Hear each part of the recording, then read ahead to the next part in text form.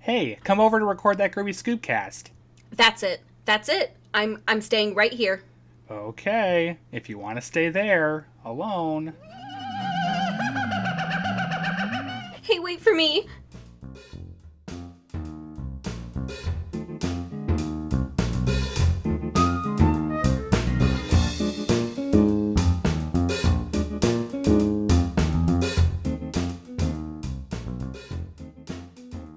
Welcome to that Groovy Scoobcast. Your go-to audio hub for all things Scooby-Doo. My name's Derek. And I'm Shannon. And today we are kicking off the 5th season of that Groovy Scoobcast with Spooky Space Kook from Scooby-Doo, Where Are You? Yay. Kind of yay. Kinda yay. Like, I get yay that for this... 5 seasons. Yes.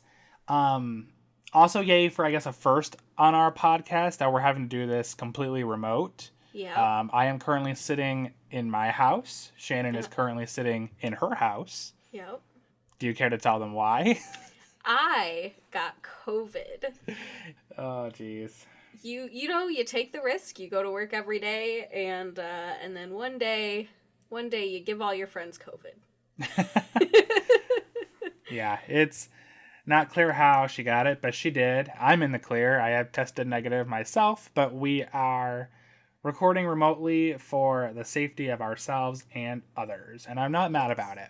We are making it work. I want to keep you negative. Yes. While I remain positive. Yes. So for the time being, that Groovy Scoopcast is being done in 2 different households, and we're going to make it work the best we can. Spooky Space Kook. Yeah. Why? This monster is so iconic. It's one of the most recognized, loved monsters from the original show. It has made countless cameos in other forms of Scooby-Doo media. And it's a great design. I love the Space Kook. He looks cool. He looks so cool. The episode sucked. Yeah. It sucked. And I'm so not gonna lie, sad. I know that I watched the episode years and years and years ago. I couldn't tell you the last time I watched it. So when I rewatching it, I was kind of excited. Mm-hmm. And it I don't know. Not so much. I was not thrilled with this episode at all. But before we delve further into our review of Spooky Space Kook, we are going to kick off the Mystery Machine match. This is that Groovy Scoobcast's trivia competition, where Shannon and I try to figure out which one of us knows Scooby-Doo better than the other. By the end of the season, one of us will have compiled so many points where we like to pretend that one of us is going to have to eat a really disgusting meal that Scooby and Shaggy eat during the season. We both usually end up trying it, and we never enjoy it. Not once have I been like, let's make that a regular food that I eat. Chocolate-covered pizza? No. Never again. Well, as always, Shannon, you get to go first today. What lodge does the gang go to in the episode That Snow Ghost? Is it Bird Beak or Wolf's End? Wolf's End. Okay, you're going to get all 3 right. Okay, well, here's your first question. What color are Scooby-Doo's spots? They're like dark brown? Like black? Yes. Okay. Why was that so hard for you? I don't know. I was like, that's got to be a trick question. I told you, your questions are easy. I told you that before the episode even started. Okay.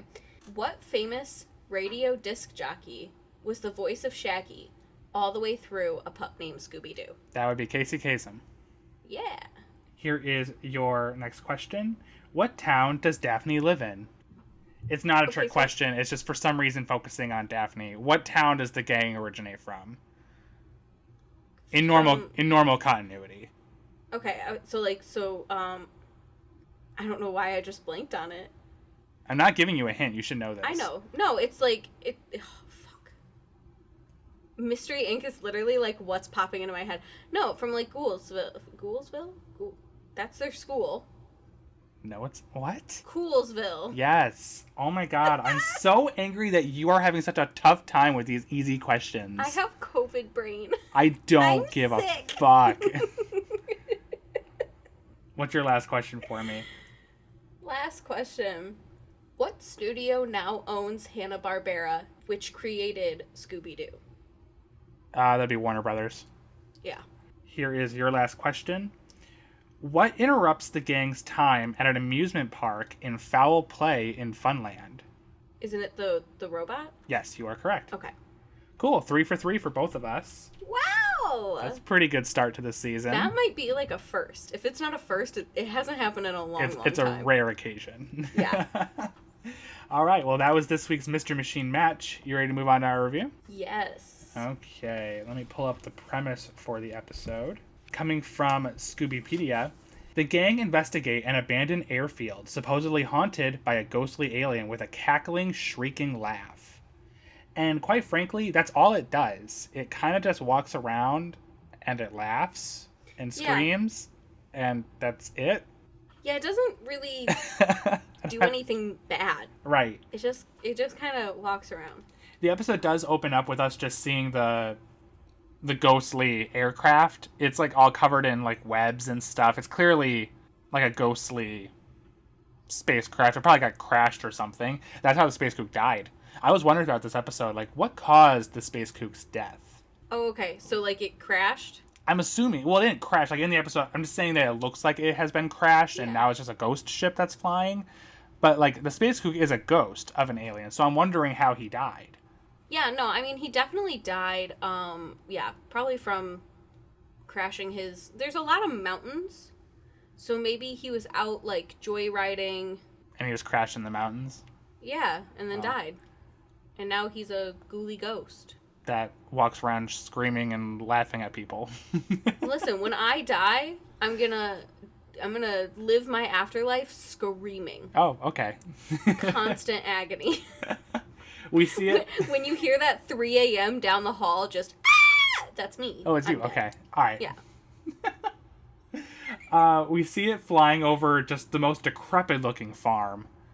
Like, why? You know, the abandoned airfield, the farm, the land around it, everything that's there just looks so run down and destroyed, like as if like a bomb went off somewhere. Mm-hmm. Like, what happened to this place? A bomb went off. A bomb went off. You were correct. A bomb went off. We see the Space Kook for the first time. It's a glowing blue astronaut suit. The Space Kook's head is basically just a skull. When it laughs, it like glows red. It is cool. You know, I said this at the beginning of our episode. Like, it's such a really cool monster design. I want the costume, like personally, just so I can wear it around the house. That would be a really cool like Halloween costume. Yeah, I'd just show up to your house cackling. I mean, you do that anyway. It's fine. But this time I'd be in a spacesuit.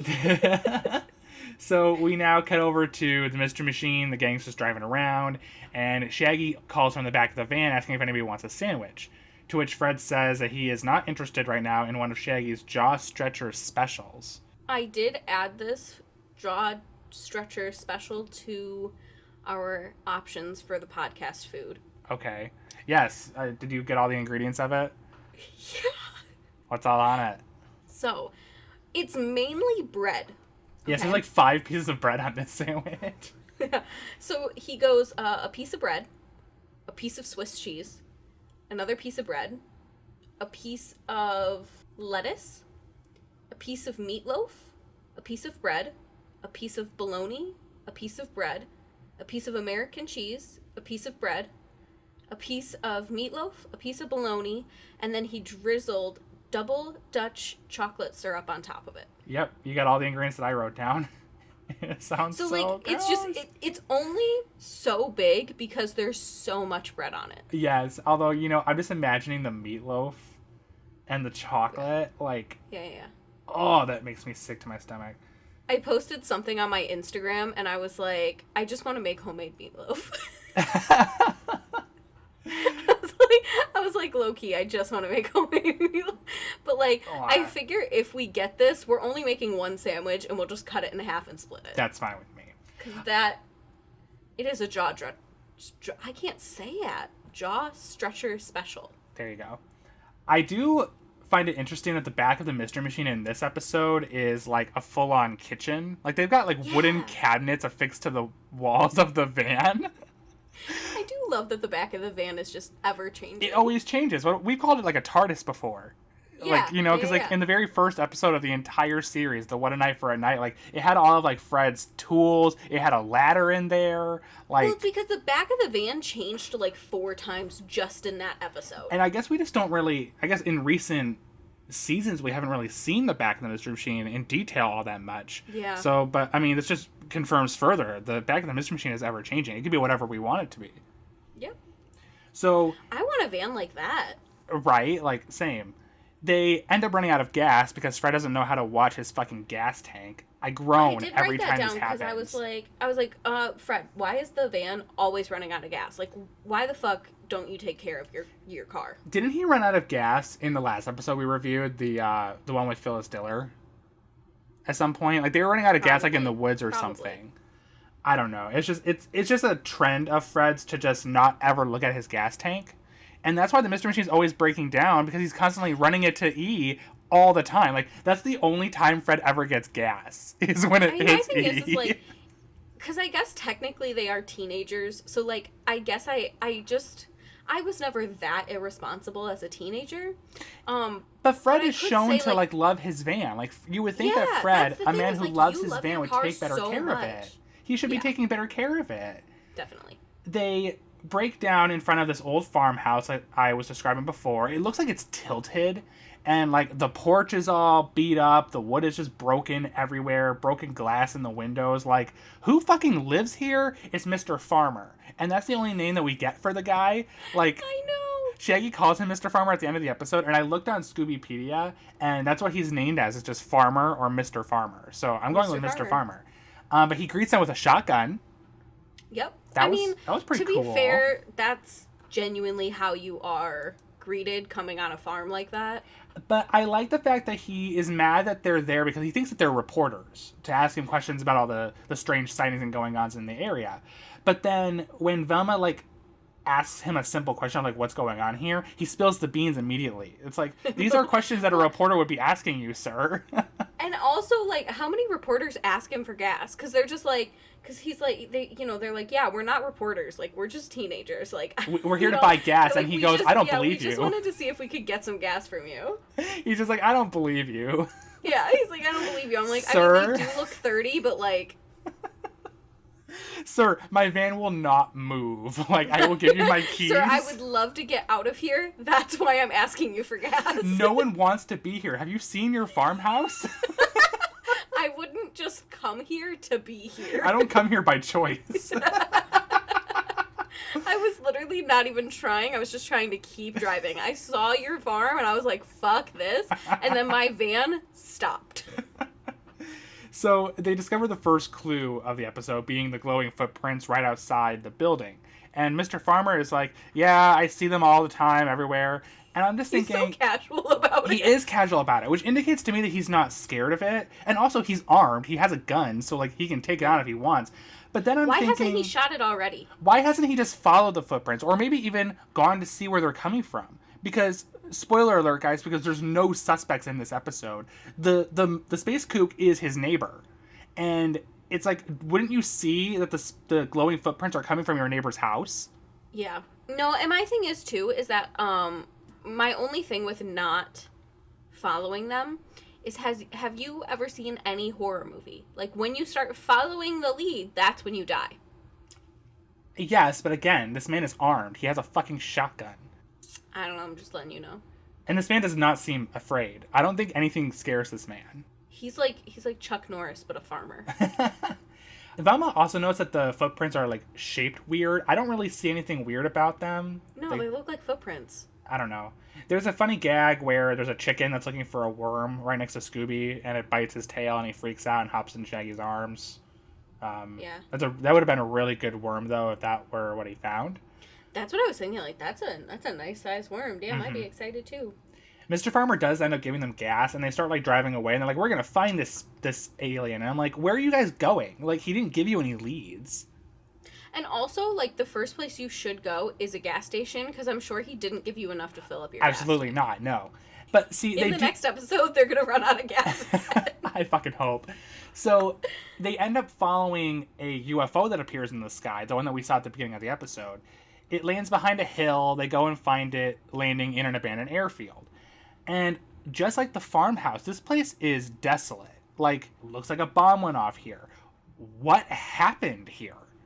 Also, yeah, because that was my question, because I made a note and I said, do they really leave military bases like that? You know they don't. And when you look at this place, like, there's shit everywhere. There's rundown planes. The buildings are there. There's, like, functioning dishwashers and generators and vehicles there. Like, there's so much stuff that's been left here. Exactly, right? Like, a lot of looters selling metal and supplies and stuff like that. Or, like, that generator could go for a good penny right there. Oh, no doubt. And then all those Jeeps, do you know how expensive parts are for a Jeep? Right. The second my Jeep broke down, I'd be like, oh, hold on, there's a military base down the road. I'll just go grab the part I need. Especially military-grade equipment, though. Like, this is stuff for the military. Yeah. I made a note that Fred has the funniest fucking faces throughout this entire episode. Oh, I took so many. Yeah. I know that you sent me that one picture of Fred when he looks and sees that his gas tank is low, and we made the joke about him getting a bad blowjob in the van. I was like, I just want to make a blowjob joke here. Stop using teeth. So they follow these footprints that they find. They're the same as the ones that they saw at Mr. Farmer's place. They go up to this building that has a running generator. They're like wondering what the generator sound is, and then the footprints vanish. Like, they open the door, and there's no footprints inside, and it's not explained why, but they just do. I made a note that I really fucking hate holograms in Scooby-Doo. It is the cheapest way to get out of anything. Well, like anytime there's a UFO, anytime there's a UFO in the sky, it's a hologram in the Scooby-Doo universe. Hologram. I think the only time that it wasn't was, like, in that one Scooby-Doo and Scrappy-Doo episode with the alien that was stealing, like, nuclear stuff. Mm-hmm. I don't remember the name of it. No, it's the one that Mule disappeared in. Yeah. Like, I think there was like that was the only real alien. Yes. But the reason why I make this point is because while they're in the building with the generator, they look outside and they see the spacecraft landing, and I'm just like thinking to myself, how is that a hologram? What makes this look real to you? I don't know. It's just the whole thing's frustrating. Well, it drives the game to split up once of many times in this episode, so Scooby and Shaggy are alone again. Yeah. They run into the Space Kook for the first time after they had a gag of Scooby stealing Shaggy's peanuts out of his hands. Which was so stupid. They were huge peanuts. I don't know. The whole thing is just so irritating. Because the Space Kook actually doesn't do anything. Like, no, he doesn't. He goes around and he's just a menace. Like, he's just there to be annoying. He doesn't do anything at all. No, he mainly just walks towards people. And laughs. Scream laughs. And laughs. Like, scream laughs. He chases them into an old plane. Shaggy and Scooby disguise themselves as pilots, and when the Space Kook, like, walks up behind them, Shaggy has Scooby, like, release the life raft to kind of just blow them out through the windshield of the plane, and they get away. We cut to Fred, Daphne, and Velma, who are entering a machine shop, and this hoist device, it grabs Fred by his belt, and he just gets pulled up into the air. I've seen GIFs of this moment from this episode, and it's always so funny to me, because, like, I just love seeing Fred just be pulled out of the scene. Like, bye, Fred! I will say, too, like, I loved that whole part, because he gets pulled up, and he's like, find a way to get me down, and both the girls are like, don't know how to do that. And he's like, Velma, come on, can't you? And she's like, she gets so mad at him. And she's like, mechanics aren't my specialty. Well, you know, I was kind of thinking about it. And I actually looked through the list of, like, all of the Scooby-Doo Where Are You episodes when I heard that comment. In this version of Velma, she isn't really tech savvy. She's more so, like, the chemistry girl. Like, she knows how to, like, mix up, you know, different elements and stuff in the chem lab. But she's not, like, mechanical savvy like we see in, like, let's say, What's New Scooby-Doo. So that kind of is accurate for that character at the time, but the way she does say it does sound pretty snarky, so I agree, it was pretty funny. Yeah. But she wasn't wrong from what we observe in this series. She isn't really tech-savvy like that. No, I know. So now we cut over to Shaggy and Scooby. They have moved on to a mess hall. I like that Shaggy says that the place is not a mess hall, it's a kitchen. When he enters the place and finds the kitchen, it's like, there are able to be kitchens in mess halls. That's not an inaccurate thing to be able to happen. I think it was supposed to be like he didn't know that it was a mess hall was a kitchen. Well, I mean, it's not exclusively a kitchen. It's usually just where they go and eat, and there's usually a kitchen in the back. But I think it was supposed to be a play on, like, him not knowing what a mess hall was. Because he was like, oh, I didn't know there was a room designated to making a mess. I mean, either way, I like that when they are in the kitchen, Shaggy's like, I mean, any food that we find in here is probably going to be expired, but it doesn't hurt to look. And you know he's going to fucking eat whatever he finds. It doesn't matter if it's expired or not. Dude, I made a note that, like, Scooby is actually the worst. Well, you know, he finds, like, what, a full-on ham and a thing of chicken and a jar of olives, and he eats them. Now, they're not expired, but I don't like that they've been cooked yet. Yeah. Like, that's a different problem. Now, I mean, for dogs, they can eat, like, uncooked things. I still don't recommend it. No, but we've also had that conversation that Scooby doesn't know he's a dog. That just furthers the point that he shouldn't be eating food that's not cooked. If he thinks he's a human, then he shouldn't be eating non-cooked meat. But I do like that this gag was bigger than just them eating food. Like, it did turn out to be a real clue because it indicates that someone is keeping fresh food around. Shaggy was irritated because he's like, cool, great, you ate all the good food, but, like, it did turn out to be a clue, which was kind of cool to see. That doesn't really happen often. Like, when the food gag actually does become an integral part of the mystery. Yeah. Whatever little mystery there is here. It doesn't usually happen where, like, Scooby and Shaggy find such a valid clue. Mm-hmm. Usually they figure something out as the gang's figuring out, like, a similar thing. Mm-hmm. The Space Kook does attack again. This time it chases them to the dishwasher. Scooby runs through the dishwasher. It's funny. I think it's funny that this place has running water. Like, at all. Yeah. Like, I get that would be turned off. Well, I get that, like, the generator is causing there to be, like, power here, but not water. But how long has that place, like, been abandoned? I mean, it doesn't ever say in the episode, but it looks like it could have been an easy 20 years. Yeah, so, like, Maybe? that generator's a good-ass generator if it's been working for 20 years. I don't know. We cut over to Fred, Daphne, and Velma again. This time they're just kind of walking around being like, where's Shaggy and Scooby? This is annoying that we can't find them. And I like that Fred suddenly sees this barrel and he's like, wait a minute. And he looks and, like, there's a newspaper in the barrel. I'm like, what was so suspicious looking about that barrel? Fuck that barrel. You know, it's funny because ever since I downloaded TikTok, I've been, like, learning, like, the new slang because I'm not one of the young kids anymore. And I like the slang term, like, sus. Yeah. And here I am just thinking, that barrel be sus. That barrel be sus. That should be a sticker. It's just the barrel. That barrel be sus. That barrel do be sus, though. It do, because it has that newspaper in it. It's, what is it, yesterday's? What got me was with that newspaper, she's like, and Daphne goes, look at this story that's circled. And it's not circled. It's not circled. No, it wasn't. I was like, good try, Daphne. I put the story wasn't circled, but good try, Daphne. But the story she is referring to does say there's been, like, hauntings at the airfield, all that jazz. And Velma makes the more important observation that the newspaper was from yesterday. So It's a new newspaper, and the way that the glowing thumbprints are that are appearing on the paper, it looks like the Space Kook is reading it. So we do know the Space Kook can read. That just makes the whole world of difference to me. Now they do refer to him in that moment as the ghost from outer space, and this is when it kind of hit me that I don't think they ever call him the Space Kook. No, they don't. Not at one point in the episode at all do they ever refer to it as the Space Kook.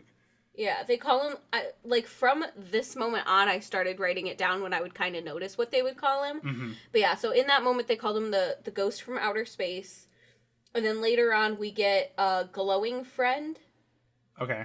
And I think there was another one that they said at one point. Oh, the ghouly ghost. Or you know how like how Shaggy likes to call them funny names. Yeah. Like, we've heard, like, Sourpuss and shit like that from him before. But yeah, no, we never hear Space Kook in episode, which I thought was kind of interesting. I never even knew that until reviewing this episode today. Yeah, it took me a couple watches to be like, wait a second. Mm-hmm.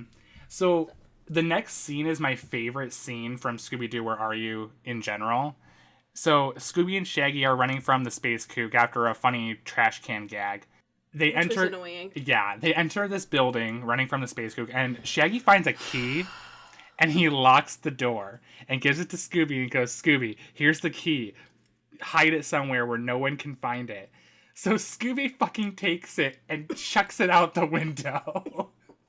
Where the Space Kook is, by the way. He's outside. So they go to the other door in the room and they push, like, a dresser against it, and then the door opens from the other side, and the Space Kook was like, nice try. So they're like, fuck. So Shaggy's like, quick, Scooby, give me the key. So Scooby points out the window, and he goes, it's out here. Shaggy's like, you threw it out the window. So they jump out the window, grab the key, jump back inside, and then unlock the door and get out. And when they jump back inside, Shaggy makes this comment and goes, now we can finally get out of here. And I'm like, are you fucking kidding me? You can...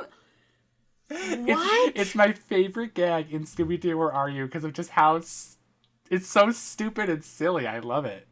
It made me so mad. It's just so funny to me. It made me fairly upset, actually. We cut over to Fred, Daphne, and Velma again, because most of this episode they've been divided. They see shadows coming along the wall, and it's Scooby and Shaggy, but they end up running away anyway. But I noted that when Shaggy and Scooby do appear, Shaggy is now holding a torch. Yeah, I don't know where they got that. A lit torch? I'm like, what? Have you been to Transylvania, Pennsylvania recently? Like, because, their whole economy is based on pitchforks and torches. Yeah. So eventually they do all reunite. They're in this, like, the motor pool of the airfield. And they find an old Jeep that Scooby is able to sniff out old gasoline in. So they indicate that the Jeep has been recently ran, so it's a working Jeep. Do you know how much that pissed me off? What do you mean? So the Jeep looked like it had 4 flat tires. Daphne showed that. She's but like, there's no way this can run. Yeah. Because they looked underneath the car and there were 4 perfectly fine fucking tires hidden behind the flat tires to make it look like the Jeep had flat fucking tires. Yep. Do you know how upset I was? I was very upset. It was so silly. And then it ends up, like, driving away on its own to make it look like it's haunted. Yeah. To what end, I don't know. But like, why? What was the need for that? And we now see the Space Kook appear out of a larger truck, and he's laughing, and they're like, oh no, it's him. And then they see, like, 3 or 4 doors far away that open, and it's, like, 4 more Space Kooks. Yeah. So they're like, oh my gosh, there's an army of them. And let's see. I just wrote down that at this point, Scooby and Shaggy go and hide in the control tower, and they find the loudspeaker system. Ultimately, what happens is Fred, Daphne, and Velma are trying to get up there, but then the Space Kook beats them. He goes up there, and then Scooby and Shaggy are like, nope, we're going to jump out the window with this parachute. What drives me nuts, too, is that, like, when Scooby first finds the parachute, he shows Shaggy, and Shaggy's like, no, as a last resort, and then not 2 seconds later, they're jumping out the window with it, and I'm like, oh, they'd die. Right. So after the control tower scene, we cut to a little later, and we now see Mr. Farmer and the sheriff. He was called by Mr. Farmer because I guess he was worried about the kids. So I guess that's kind of nice, redeeming quality of Mr. Nice Farmer. Like, he was worried about that. He saw their van, and he's like, oh shit, I better call the cops. So I noted one thing here. You know how we're always talking about how Daphne and Velma's voices swap? Yeah. So it happened again. It looked like Velma was supposed to be saying, like, oh, look, he's over there. He's getting away. But that last part of the sentence where she says he's getting away was Daphne's voice. I thought that was just so strange. And it's just another occurrence of these weird swaps between their voices. Because I guess all women sound the same. So it doesn't really matter.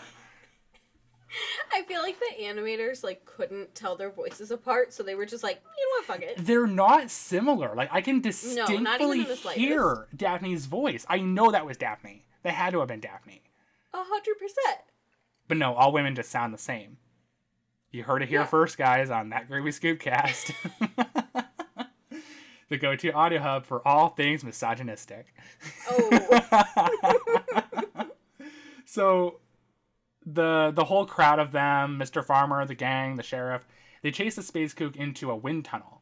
He accidentally locks himself inside. Which, I'm sorry, why is there a wind tunnel on the base? I was thinking the same fucking thing. Why is this here? What is this for?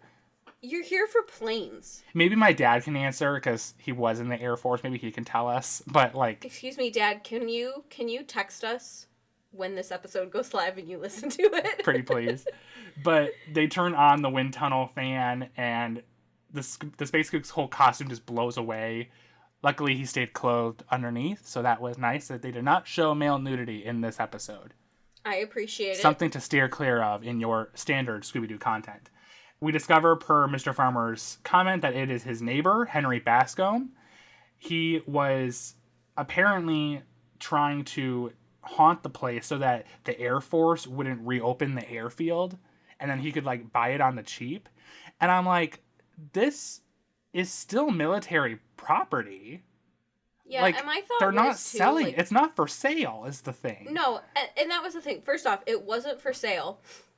And at first they had said that they were going to have to buy up more land. Mm-hmm. So before they said, like, oh, he was going to try and buy it up for the cheap, I was like, oh, okay, well, like, maybe he was thinking that if the military comes back, they're going to, like, take his land.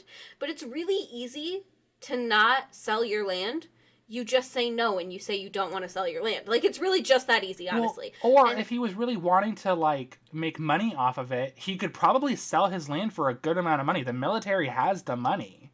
Yeah. Like, you can live very also, comfortably off of what they're going to give you.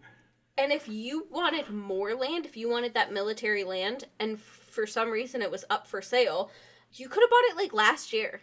But this is all running on the logic that, like, the Space Kook is going to scare the Air Force away.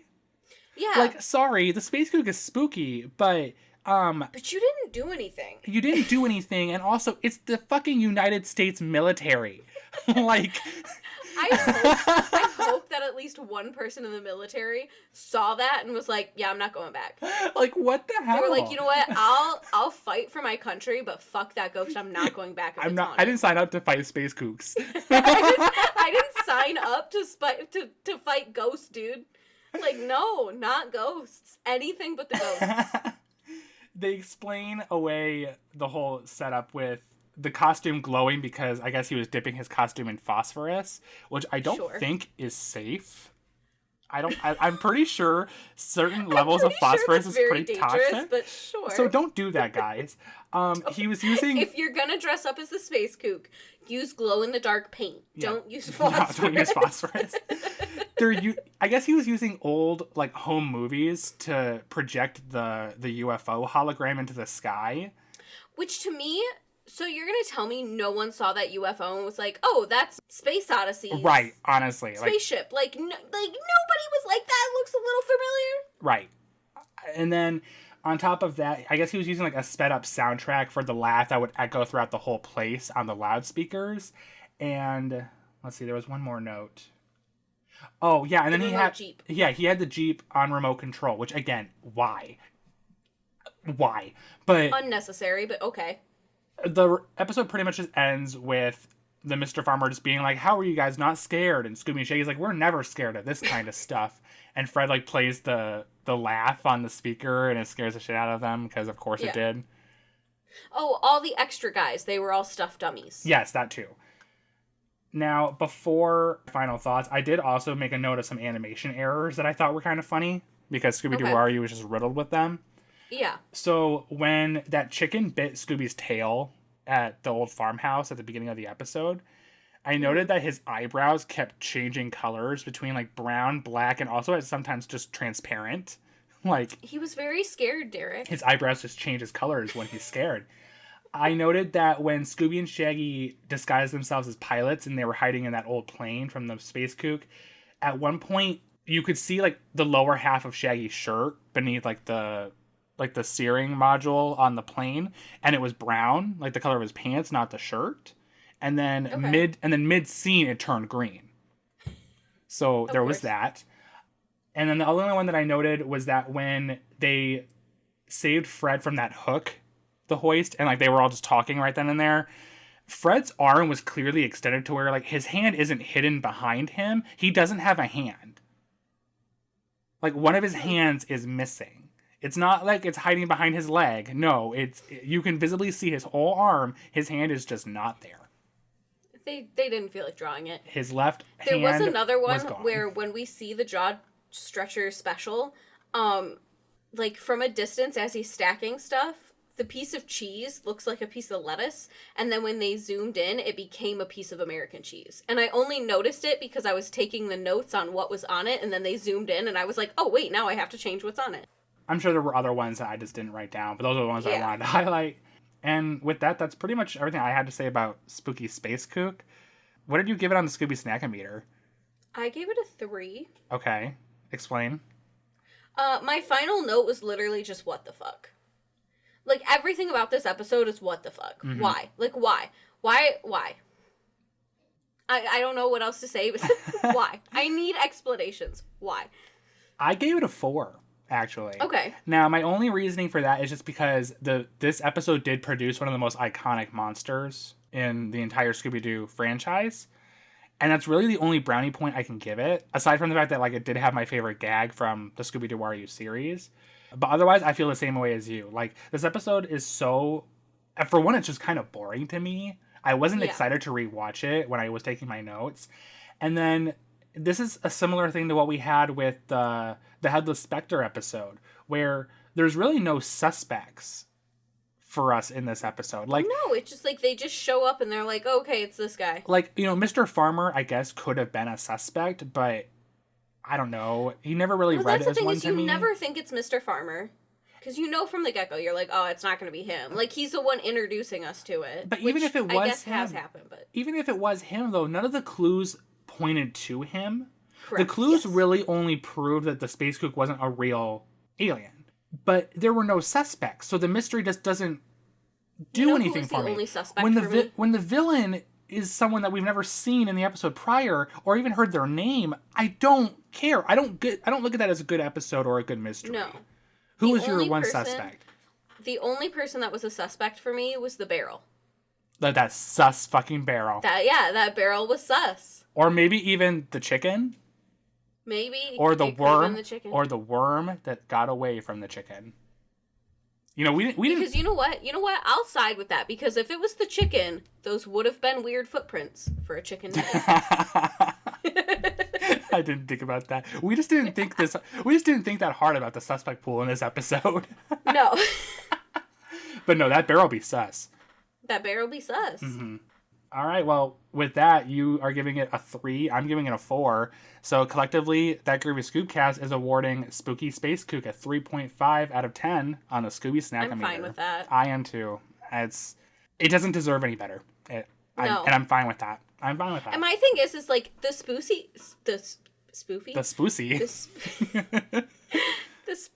Space Kook in and of itself deserves higher. Mm-hmm. This episode, not at all. The monster deserved a better episode than than it got. Yeah. Like, honestly.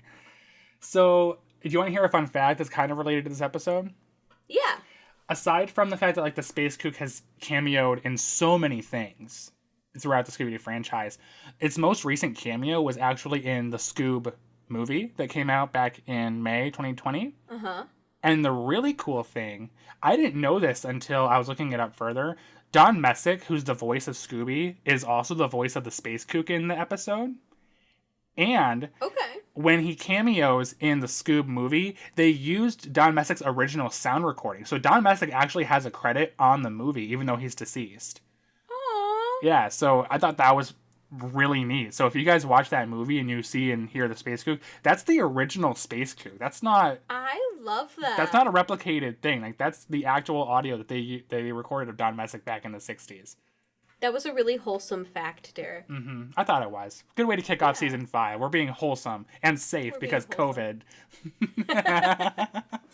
So, next week, we will be moving on to the new Scooby-Doo movies. Shannon, would you like to randomize what episode we're going to be watching? Yeah. Okay, here we go.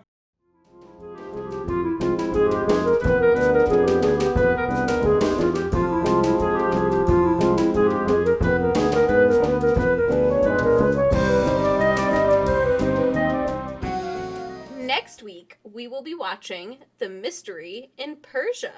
Okay. I don't really recall ever watching this one. Let me look at the premise here. Okay, here, I got it right here. Here is Mystery in Persia's premise coming from Scoobypedia.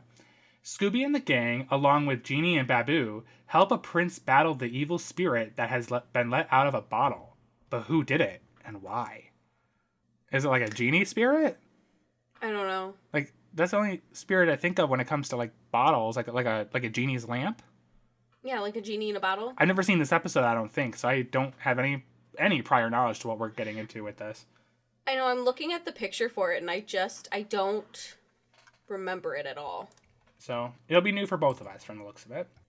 In Scooby-Doo news, the real only thing I really wanted to talk about was Hot Topics exclusive Scooby-Doo Pop Funko. It's coming out later this month, and let's see, it's expected to ship, let's see, their website listing says November 21st.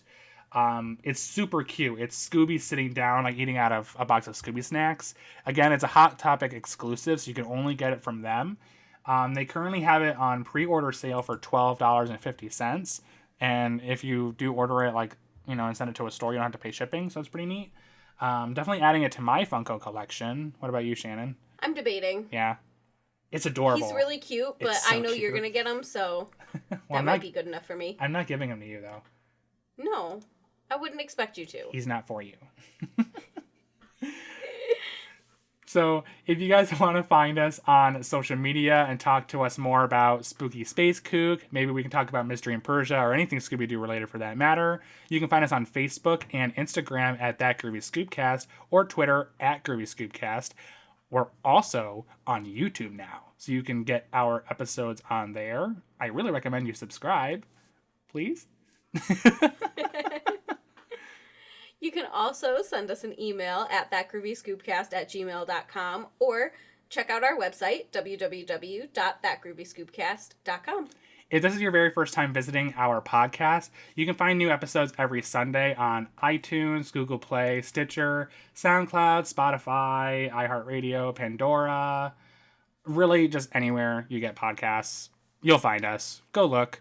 And if you do subscribe to our YouTube channel between now and November 22nd, you will be entered in a chance to win a really groovy surprise that we have in store. All you have to do is go to our discussion page on That Groovy Scoopcast's YouTube channel and reply to our comment there, just saying that you subscribed. We're really looking forward to seeing your comments and maybe you getting that prize. It's a cool prize. It is a cool prize. I'm not telling you what it is, though. Not yet. It's a secret surprise. And with that, we hope that you enjoyed That Groovy Scoopcast. Come back next week for a Scooby snack-filled time. Bye, guys. Bye.